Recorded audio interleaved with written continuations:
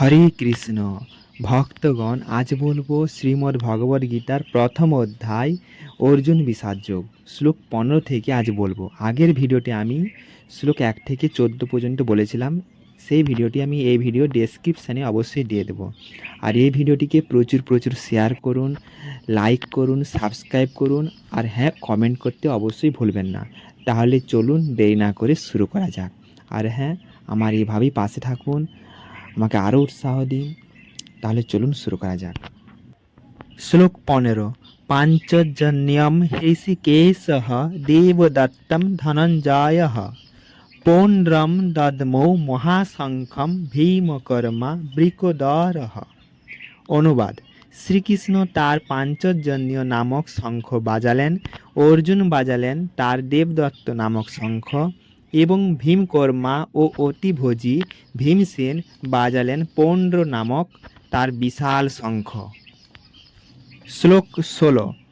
অনন্ত বিজয়ম রাজা কুন্তিপুত্রঃ যুধিষ্ঠিরঃ নকুলঃ সহদেবঃ চ সুঘোষমণিপুষ্পকৌ। শ্লোক 17। কাস্যাহ চ পরমেশ্বাসঃ শিখণ্ডী চ মহারথঃ ধৃষ্টদ্যুম্নঃ বিরাটঃ চ সাত্যকীঃ চ অপরাজিতঃ। শ্লোক 18।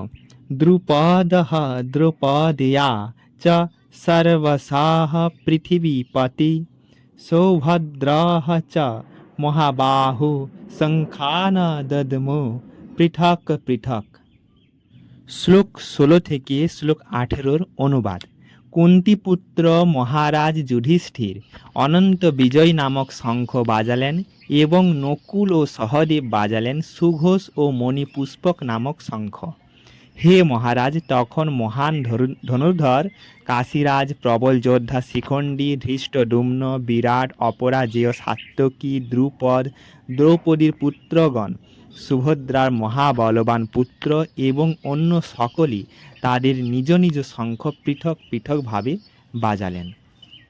শ্লোক 19।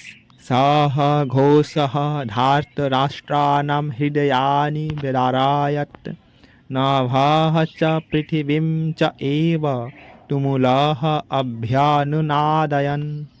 অনুবাদ: বিভিন্ন শঙ্খনিনাদের সেই শব্দ ছিল প্রচণ্ড, তা আকাশ ও পৃথিবীকে প্রকম্পিত করে ধৃতরাষ্ট্রের পুত্রদের হৃদয় বিদীর্ণ করেছিল।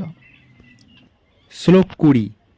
অথ ব্যবস্থিতান দৃष्ट्वा ধার্তরাষ্ট্রান কপিধ্বজঃ প্রবৃত্তে শস্ত্রসম্পাতে ধনু উদ্যম্য পাণ্ডবাঃ হৃষিকেশম তদা বাক্যম ইদম আহ মহিপতি।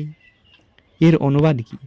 সেই সময় পাণ্ডুপুত্র অর্জুন হনুমান চিহ্নাঙ্কিত পতাকা শোভিত রথে অধিষ্ঠিত হয়ে তার ধনুক তুলে নিয়ে স্বর নিক্ষেপ করতে প্রস্তুত হলেন।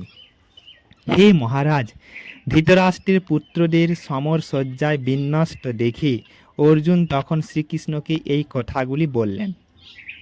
শ্লোক 21। অর্জুন উবাচ সেনায় উভয় মধ্যে রথম স্থাপয় মে অচ্যুত यावत् एतान् निरीक्षे अहं युद्धकामान् अवस्थितान्। श्लोक 22। कोई मया सह যোদ্ধব্যম अस्मिन् রণসমুদ্যমে। অনুবাদ: শ্লোক 21 থেকে শ্লোক 22 অনুবাদ। অর্জুন বললেন, হে অচ্যুত, তুমি উভয় পক্ষের সৈন্যদের মাঝখানে আমার রথ স্থাপন করো, যাতে আমি দেখতে পারি যুদ্ধ করার অভিলাষী হয়ে কারা এখানে এসেছে এবং এই মহাসংগ্রামে আমাকে কাদের সঙ্গে যুদ্ধ করতে হবে। শ্লোক 23। ইয়ৎস্যমানান আবেক্ষে অহম ইয়ে এতে অত্র সমাগতাঃ ধার্তরাষ্ট্রস্য দুর্বুদ্ধে যুদ্ধে প্রিয় চিকীর্ষাবঃ।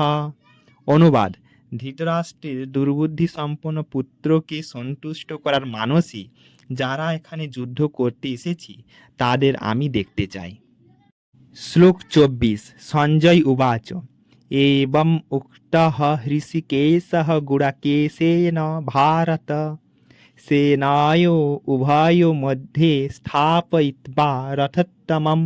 অনুবাদ: সঞ্জয় বললেন, হে ভারত, অর্জুন কর্তৃক এভাবে আদিষ্ট হয়ে শ্রীকৃষ্ণ সেই অতি উত্তম রথটি চালিয়ে উভয় পক্ষের সৈন্যদের মাঝখানে স্থাপন করলেন।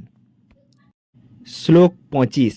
ভীষ্ম দ্রোণ প্রমুখতঃ সর্বেষাং চ মহীক্ষিতাম উবাচ পার্থ পশ্য এতান সমবেতান কুরুন ইতি। অনুবাদ: ভীষ্ম, দ্রোণ প্রমুখ পৃথিবীর অন্য সমস্ত নৃপতিদের সামনে ভগবান ঋষিকেশ বললেন, হে পার্থ, এখানে সমবেত সমস্ত কৌরবদের দেখো।